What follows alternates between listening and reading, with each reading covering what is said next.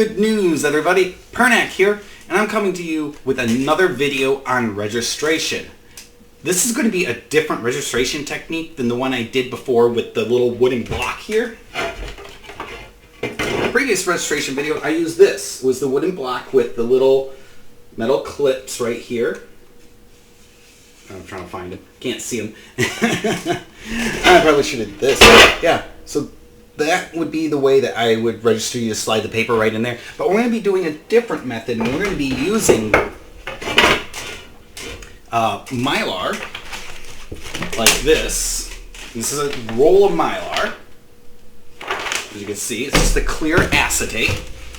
And the Ternes-Burton registration clips right here.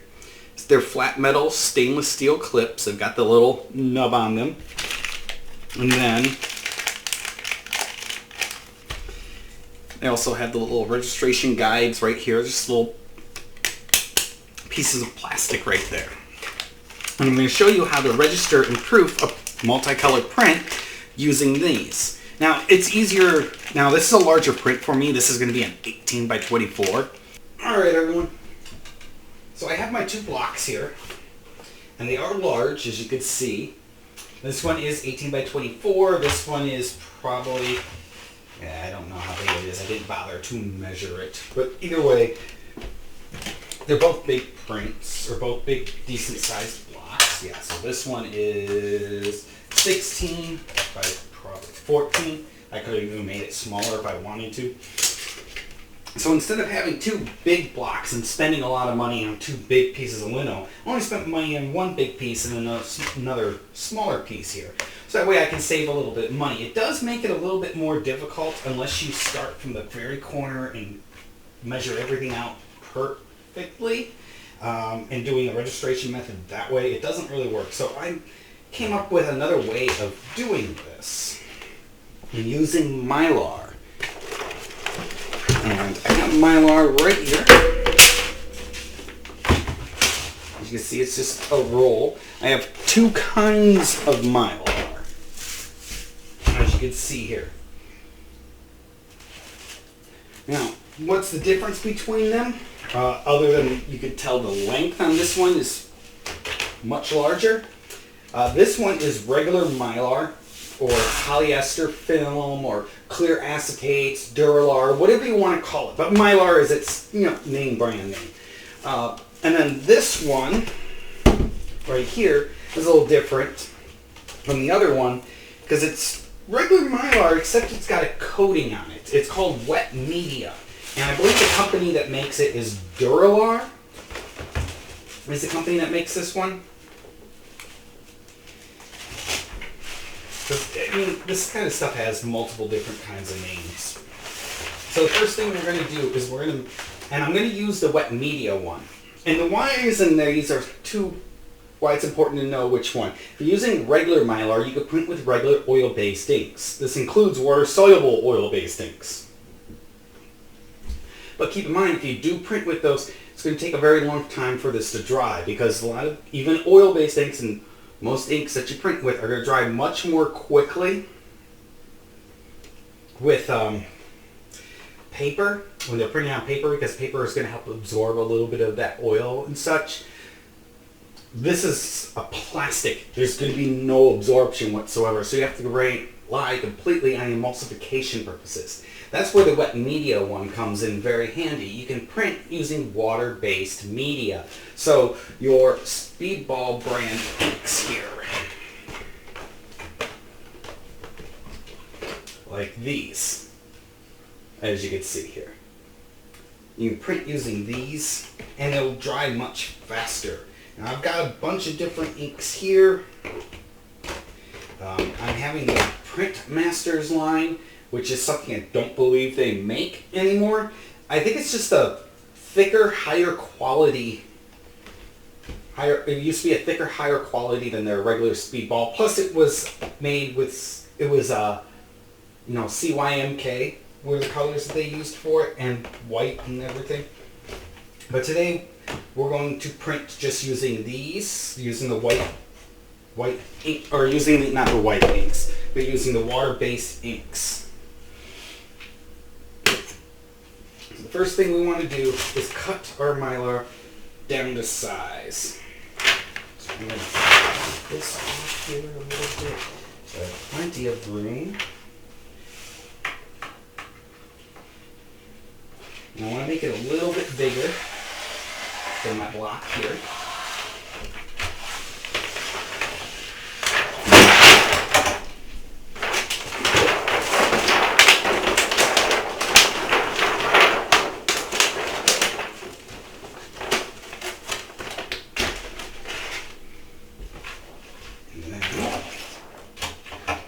Here, so it's a little bit bigger, go ahead and cut right here, and hopefully that gives us enough for both pieces. Now you can buy this stuff by the sheet, we just have to find it. They also make pads of it, which are I think 18 by 24 or 19 by 25, one or the other. I do know they make, I think it's a 20 by 26 inch wet media that you can buy by the sheet if you can find places that sell it by the sheet. But either way, we got our two pieces of Mylar here, wet media Mylar, and we're going to go ahead and ink these plates up and print them. Alright, when I go to do this, I'm using water-based inks because they're dry much faster. Because I don't want to wait, because it can take weeks. And I've done this before with oil-based inks, and it can take weeks for the ink to fully cure depending on how thick you put it on. Because you got to put it on at least decently thick so that way you get a nice clear image. This stuff is not always the easiest to work with. So I've got a black ink here, as you can see. Water-soluble black. And a cyan. Magenta, whatever you want to call it. And then also, the most important thing, come on, retarder, right here. And this stuff is very important when mixing these colors up together. Because the retarder, what it does is it slows down drying time, which when you're trying to ink, makes this so much better.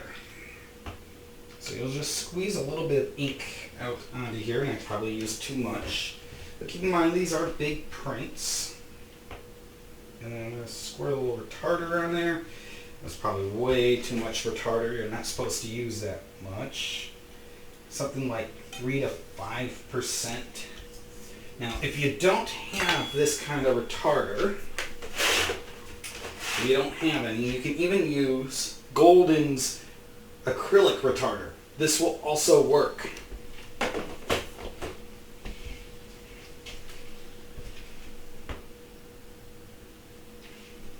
And you just need a few drops of it. You don't have to use very much of it when you do this. And then you're just going to mix these up. Just like you would in your normal inks that you've seen me do before. You don't need to use any other real modifiers other than retarder when it comes to water-based inks, because there's really no reason for it.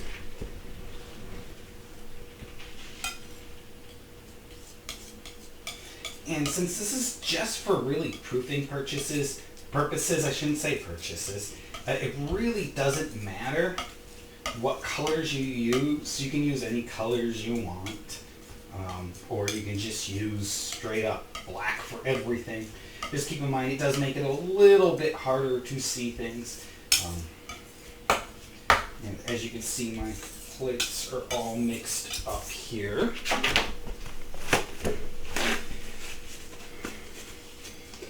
And we're just going to roll out our ink and get these ready here. My two grayers.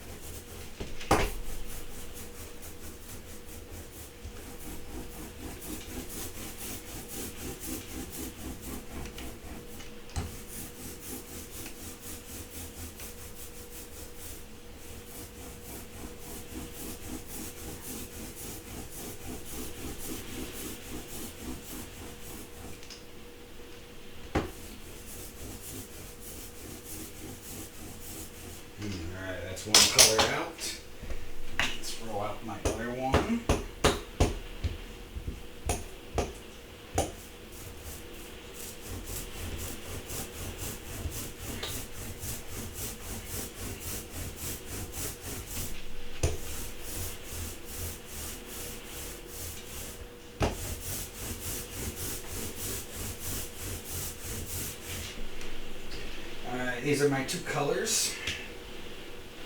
Now we need to ink up our plates. Alright, with this, because I know the print, I'm just going to ink this up.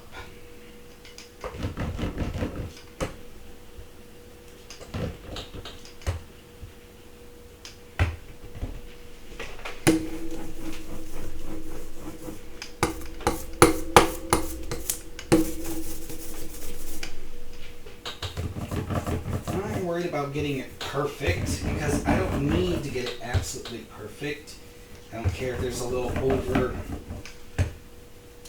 printing or little areas that are, marked up. You want to work fast when you're working with water-based ink like this because it can dry very quickly on you. Hence why I use a retarder. It's going to prevent things from drying out on me.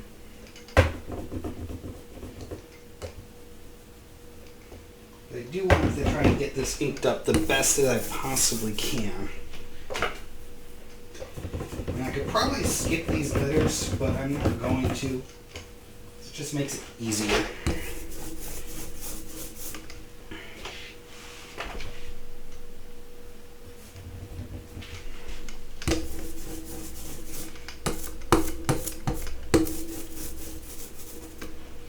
I always feel like when I use a water-based ink, I always use too much of it. I go through a lot more of it than I do my oil-based inks. And I'm putting it on a little thick, which actually kind of helps with this process. Because then the ink transfers a little better. Because you're not printing on paper. You're printing on Mylar. You're printing on plastic, which makes it a little bit more difficult to do. And in case you guys are wondering, this is a complimentary piece to my Freddie Mercury print that I did a couple of years ago. And I had planned to do this print and just never got around to it until recently. But it's Under Pressure was the other one. And this is the David Bowie accompaniment of it.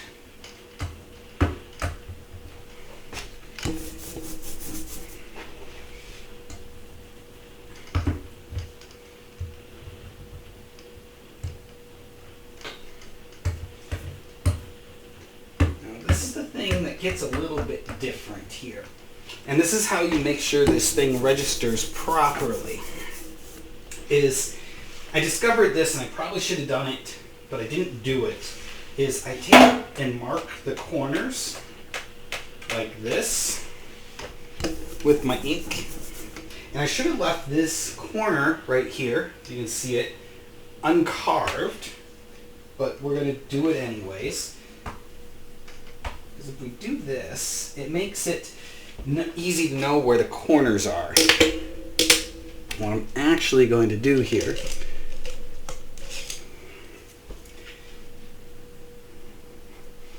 because the corners are already carved, and I always fight this. Just going to take a paintbrush with some ink on it,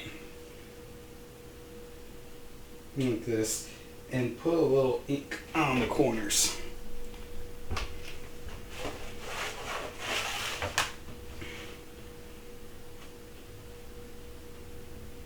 Because it's really hard for the brayer to get down in there and get a good amount of ink on there. Let me put a little bit more on the corners. Even putting it on the print itself doesn't really matter. Like so. And I'm going to take my piece of Mylar. One's the right size. I think I need the other one. It's the right size.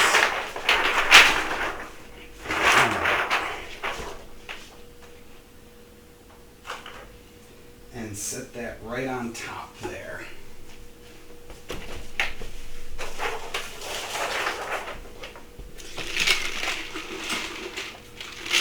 And I'm going to use my bearing. I've got one of the speedball ones here. very carefully. Rub all over the top.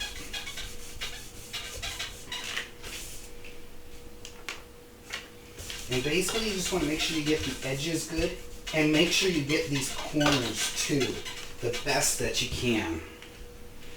Because that can be very, very, very important to do so. And I'm actually going to take a wooden spoon end, just the end of the wooden spoon, and press down on the corners. Right up over here and down here, just so I can make sure I get that. Because this corners, that's very important, because then you learn, then you know where the edge of your print is.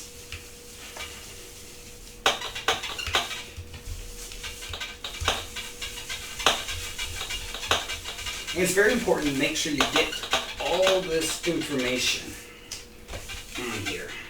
I do not like that bearing very much. I've never been a fan of those speed ball bearings. We got something down. I like these ones a little better. The Japanese style ones.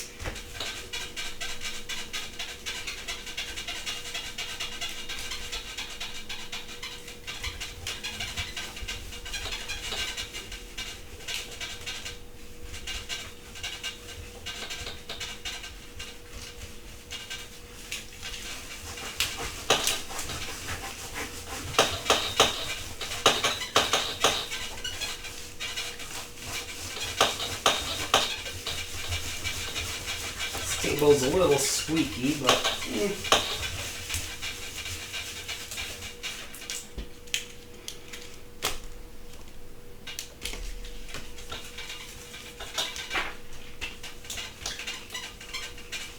like I said, make sure you get the corners real good.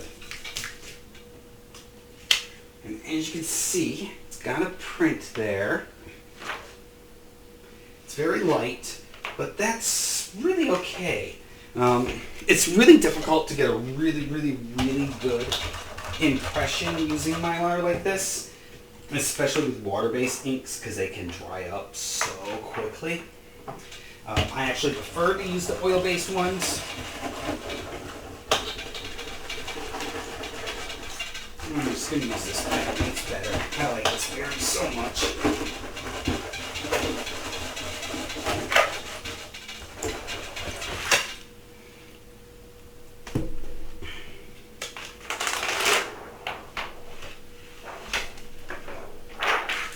As you can see, there's my print.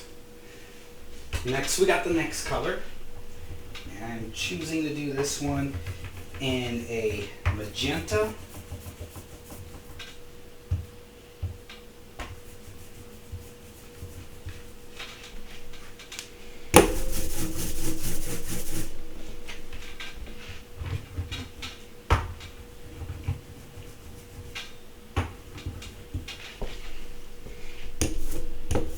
It's not a very dark color, but it will serve its purpose.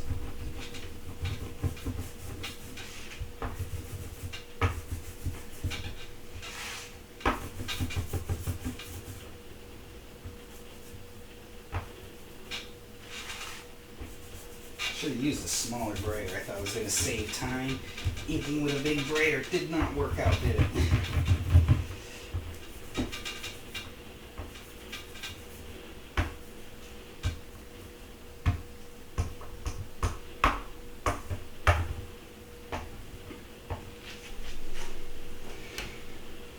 Right.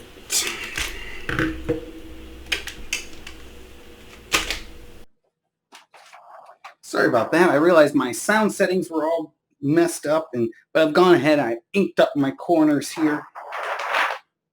I'm going to put that Mylar down on top of it.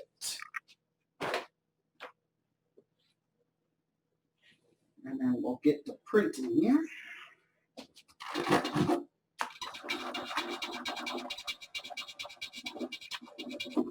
It is very important, because this is a registration, to get the edges of it. Make sure you get the edges right here.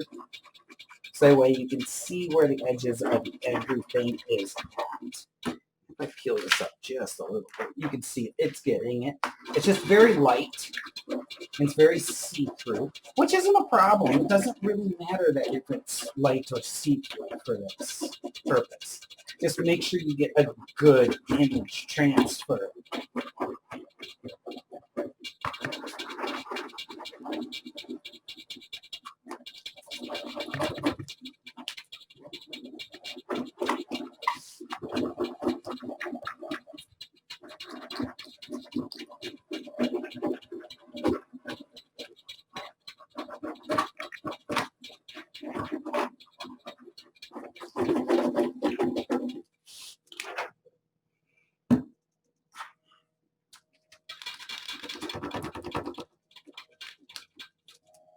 Let's see here. I didn't really get much there, did I? Did not work that great. Didn't put enough ink on the corners with the bright brush.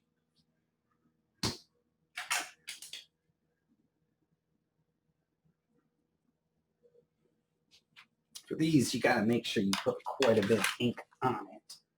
So I'm just gonna slop some on here. Literally.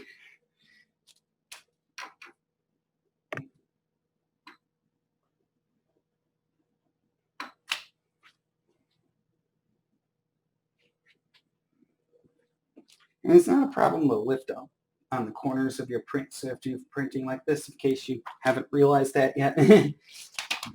Because normally the ink is actually holding pretty much everything else into place.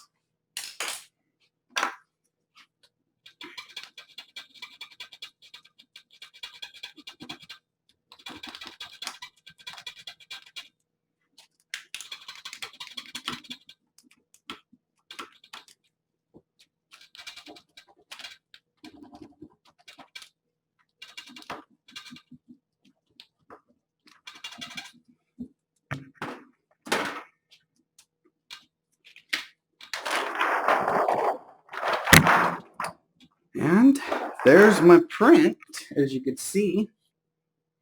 Once you've printed your 2 Mylar registrations, you hang them up, let them dry, and then once they're dry, you bring them back. So I have my Mylars right here, and in case you're wondering, no, these are not the same 2 Mylars I had before. Why? Mostly because I already had these printed, and I used oil-based ink on these. So I was waiting for it to dry. Once you bring it, you grab your first one, whichever one is the one you're going to be laying down first. It's easier that way. So I'm going to set this one right here.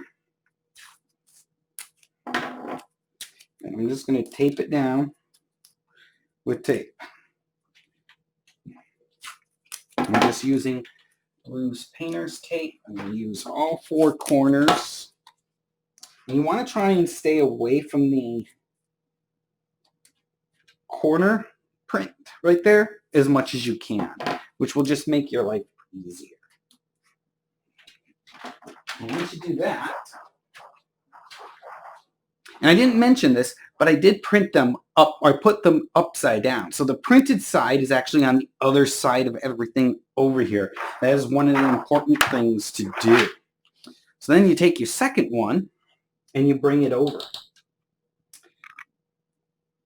And you line up your prints on how they're supposed to go. So I'm making sure, like right here, I want to make sure that gets printed, or, you know, I want to make sure that area right there gets covered, and this area is covered. I want to make sure you see this line here. You know, all these little things that are important. So I just sit here and you just move it around just a little bit here and there until you get it how you want it.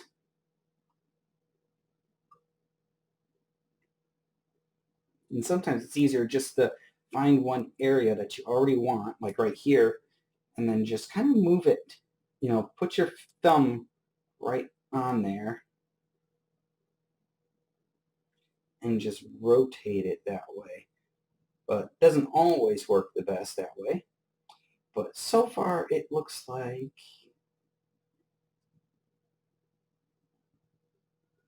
So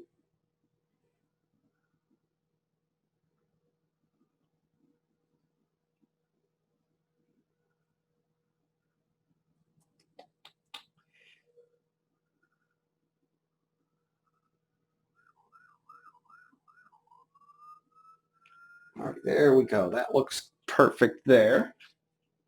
And then also tape this down.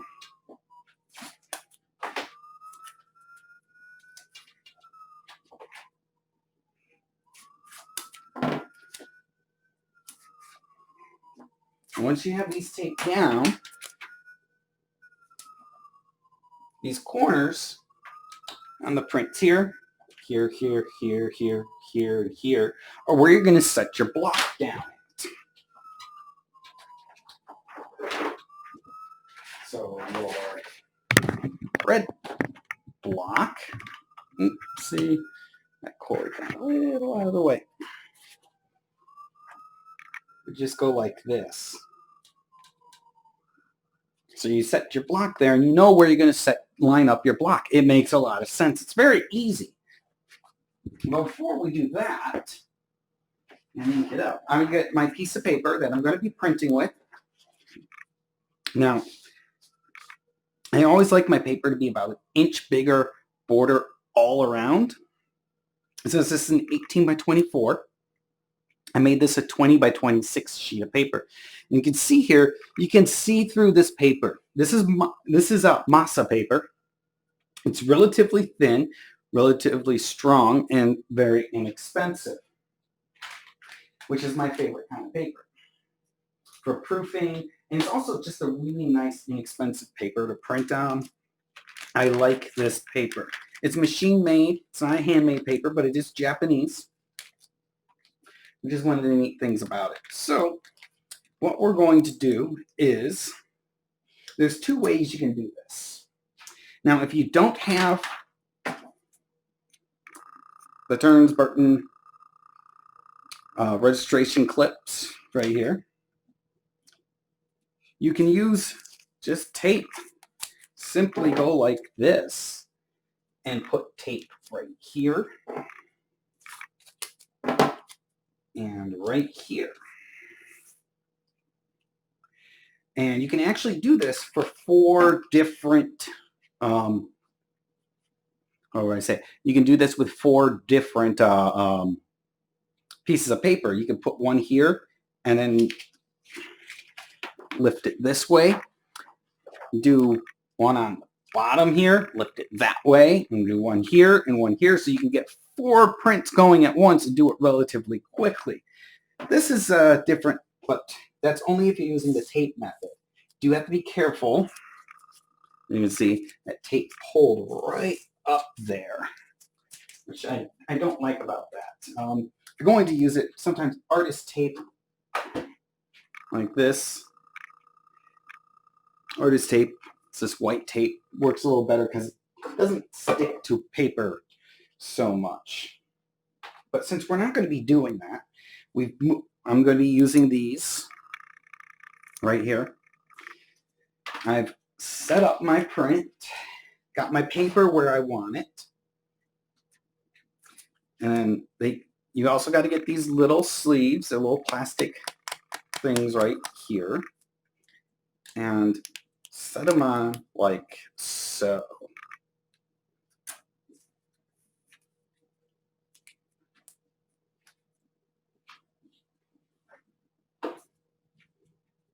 And once you've done that,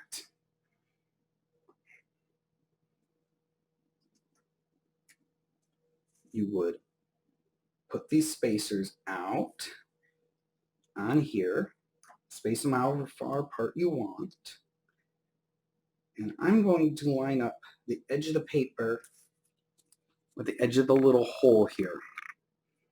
You don't have to, you can line it up however you want, but for me that's a regular measurement. And once you do that, I'm going to use artist tape to do this.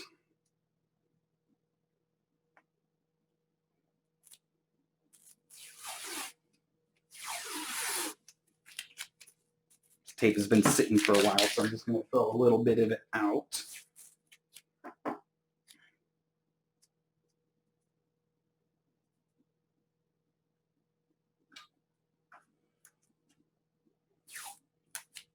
And then you do this, tape these to it.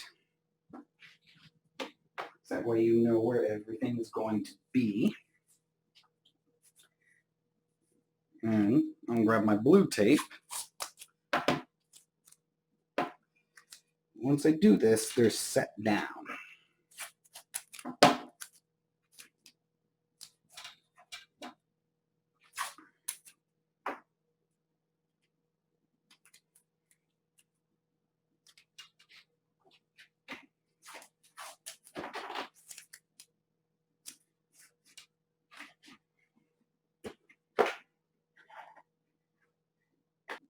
Now, once you've done this with one sheet of paper,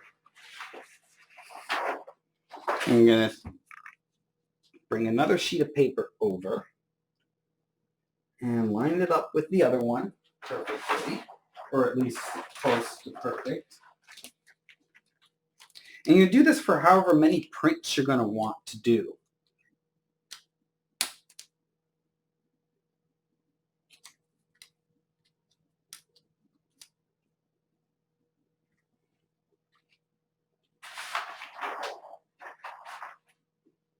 And we'll put more tape on it. Once I find my tape, I sit down.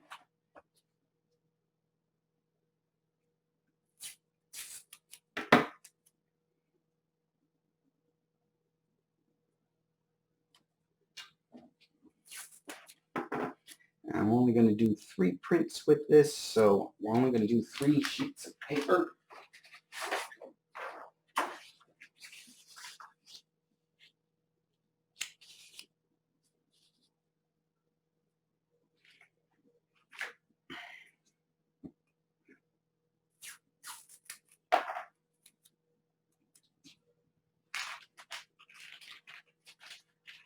And little registration tabs, you can keep reusing these. They're normally sold they're sold in packets, typically about 100 or so. As you can see here, this one comes from Speedball, 100.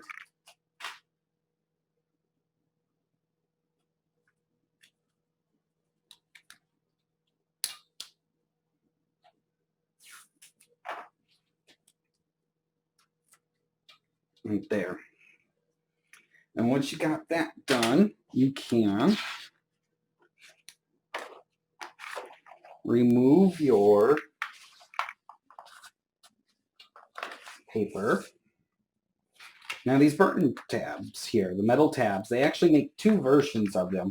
One has got the little nub that sticks up is very shallow.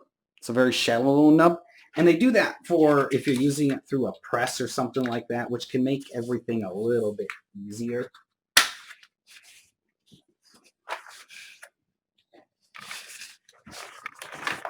So that way you're not having it stick up too much and printing on that. And now that we have that done, now I tape this. I'm going to put more tape on it just because this is the type of person I am. To me, it's better safe than sorry. So I got more tape there. We'll put some on this side also.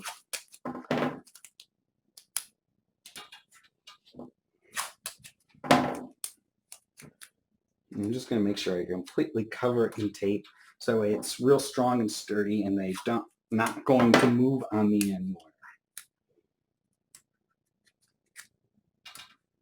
All right, once we got that done and got that all lined up and our registration is all taken care of, we know how everything's going to print. Now we just got to ink up our blocks. So I've gone ahead and I set my 2 palettes right here. We're going to mix up my ink.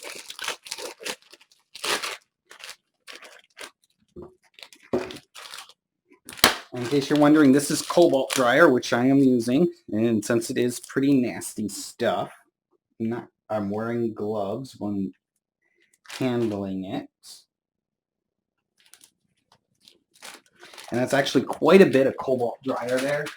You can see how much is sitting there.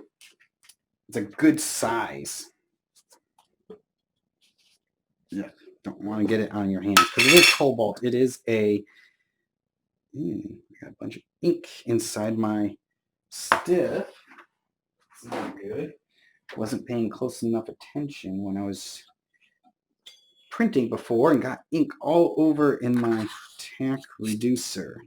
I gotta throw out a lot of tack reducer. I'm not happy about that.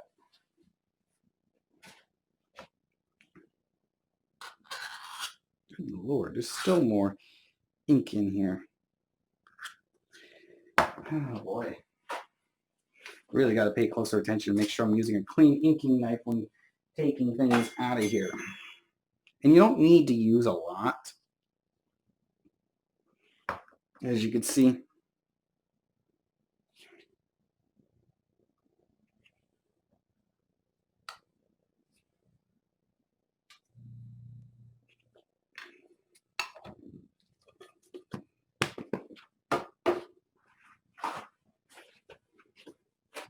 in case I haven't picked up on it yet, but tack reducer is going to help make things print a little bit more evenly. Now, one of the colors I'm going to use is medium gray. So I'm going to squirt out some titanium white here.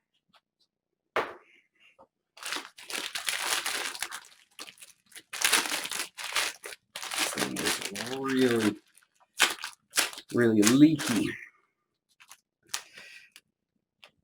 A little bit of that black there. I'm going to put this black there.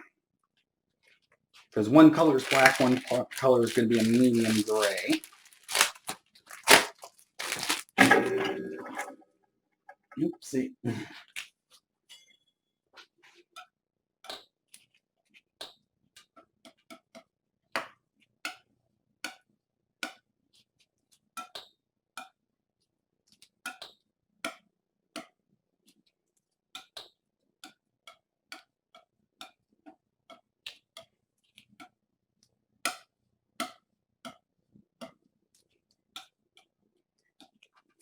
Your black ink looks pretty good mixed up.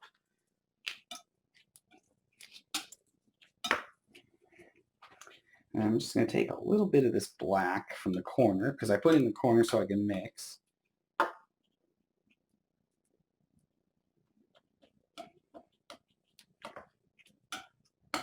And I want to start with small amounts of black.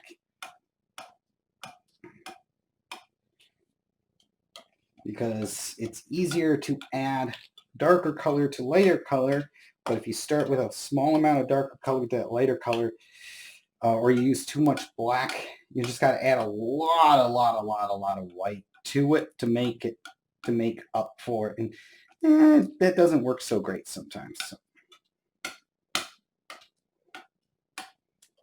But that color actually looks pretty good. I'm going to go double check it. I want it a little bit darker. So add a little bit of black to this.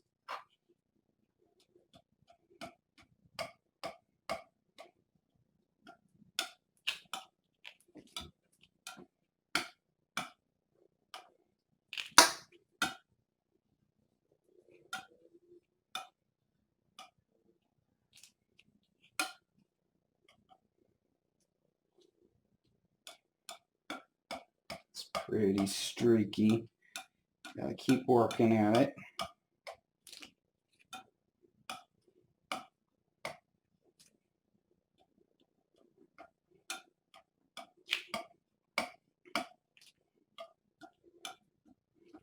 That looks pretty good now.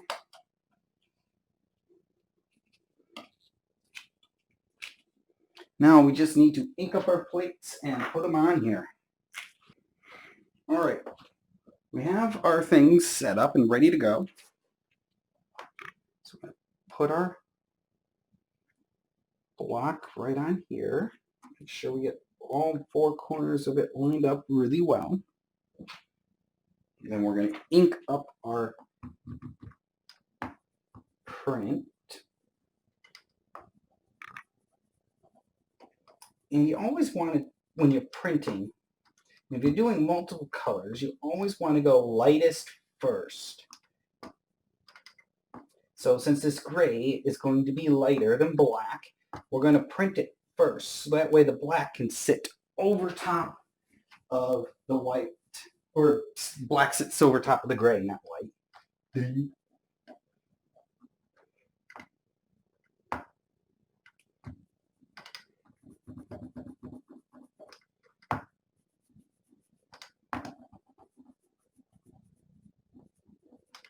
I am trying to be careful so that way I don't get a bunch of stuff or colors of ink on this.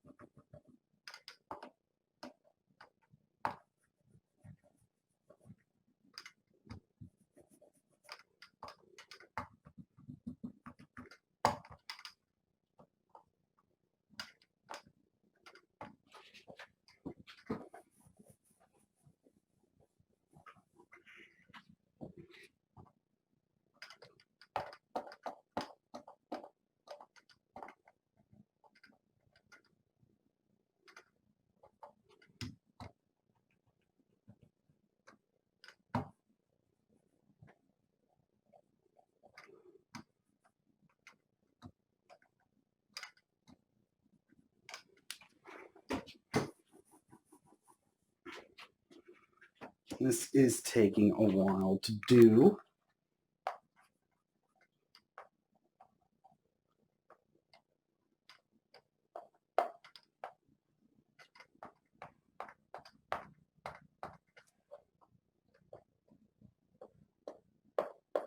All right. So we got that there. Got that there, got that there. And now we're going to go ahead and put our paper on here.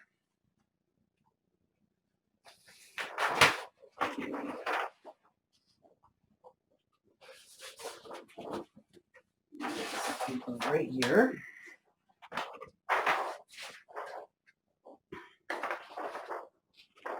There we go. Now if you can see what I'm doing down here. Put the marks right back on there. So those get put right back on there. And then you just lay the print down and you burn it.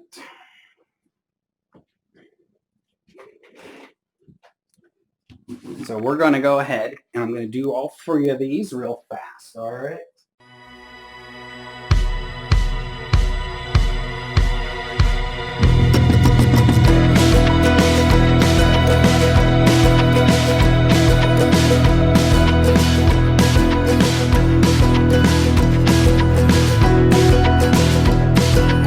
All right, I'd only gotten through one print. I know I said I was going to do more, everyone.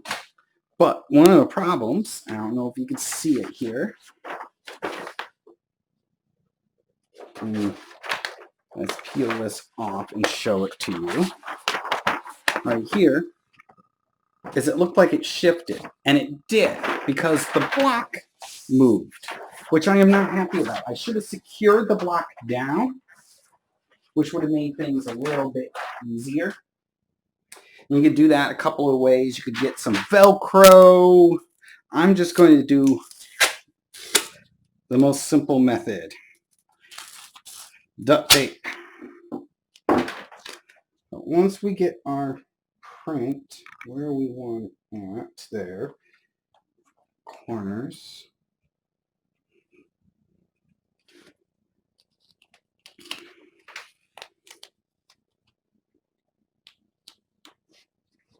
I'm just going to tape it down so that way it doesn't move.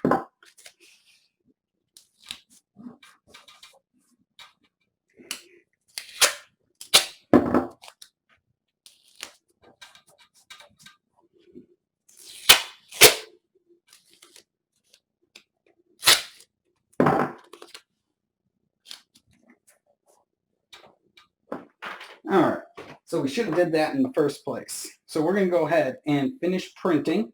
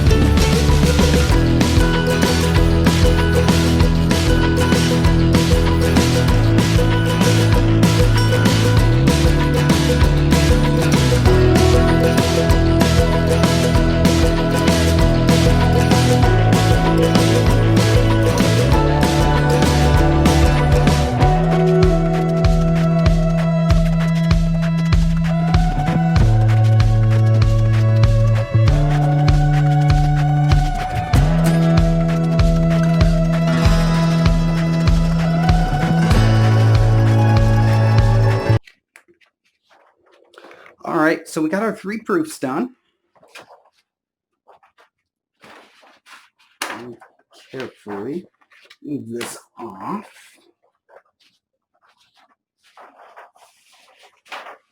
And we're going to take our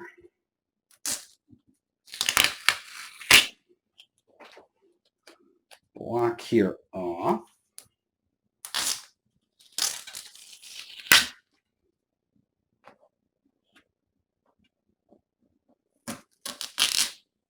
Oops. That came off right with it, didn't it?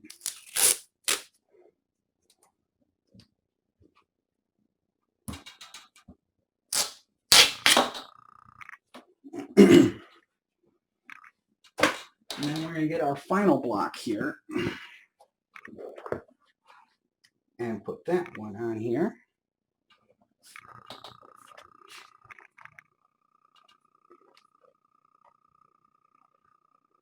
Now, one of the things you might notice is that this is kind of curling a little because I got this, I don't know, really big roll of paper or a really big roll of lino. They do make rolls of this stuff, and that's where I got it. I got it off a roll. And so it has a tendency to keep wanting to curl, which is not something I want it to do, but it's fine as long as I put it flat when I go to register it like this. All right, so we got that done. We're going to ink this up, and we'll do that.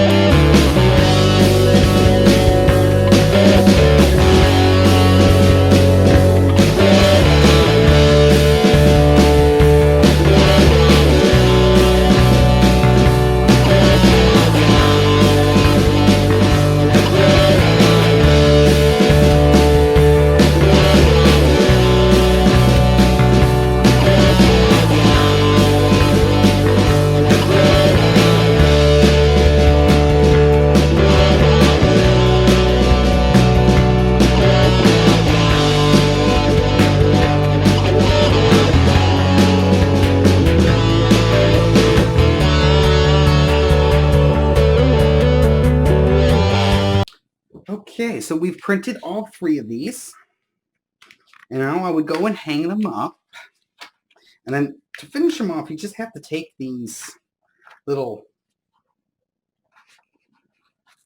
things off. And you do have to be careful, especially with thin Japanese papers, because it can tear the paper right up off of there, even though I'm using artist tape, which is supposed to negate that. Now, it's not doing it as bad as the blue tape did, but it's still ripping a little bit of the paper up with it. And now that I have those, I can redo these and reuse these all the time.